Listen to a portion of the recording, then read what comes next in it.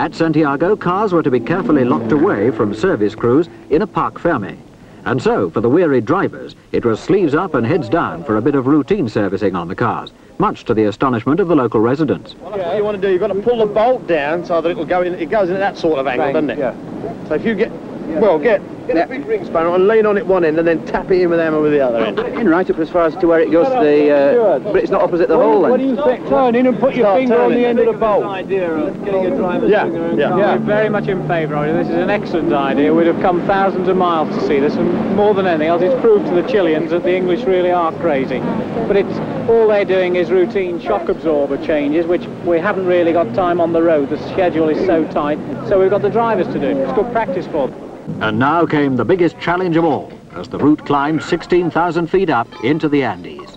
None of the drivers wore oxygen continuously. I'm not sure if any other teams did. In fact, some people were talking about being piped up as if they were going to the moon and to breathe the stuff for sort of 57 hours. But we decided that there was more danger from overuse of oxygen than from underuse. Certainly the drivers had got a medical report warning them to be very, very careful, and we warned our co-drivers to keep a watch on the drivers, and if they saw a glazed look come over their eyes, to sort of nudge them and say, come on, watch it, you're starting to get a bit tired, or you're not reacting properly. And one or two of the drivers, Hanno Mikkel, for instance, commented that at certain corners he realised that he was taking them incorrectly because of either fatigue or because of a lack of oxygen, but he was capable and aware enough to adjust for this and to adjust his driving to cope for his reduced effectiveness.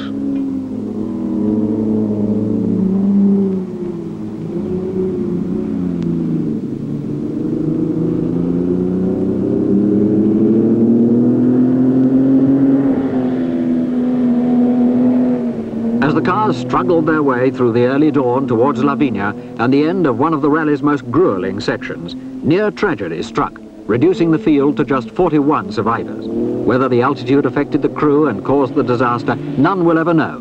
But for Andrew Cohen and his co-drivers in Triumph number 43, this Gran Premio stage high in the Andes saw the end of their challenge. Motoring quickly on loose gravel, they rounded a bend only to vanish completely from sight as they plunged off the road and down a mountainside to finish an almost unrecognizable heap of twisted metal below. Fellow competitors stopped to give what help they could, and the injured crew were finally rushed to hospital. Incredibly, all three escaped the terrible injuries they seemed certain to suffer. But their disaster heavily underlined the frightening consequences should car or driver fail. Yes, bring it down, come on, bring it. Come on.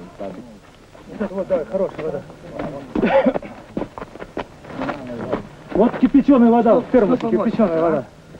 Осталось. Look, right. You could you boys go? Damos la cabeza. Era? No, no, las bombas.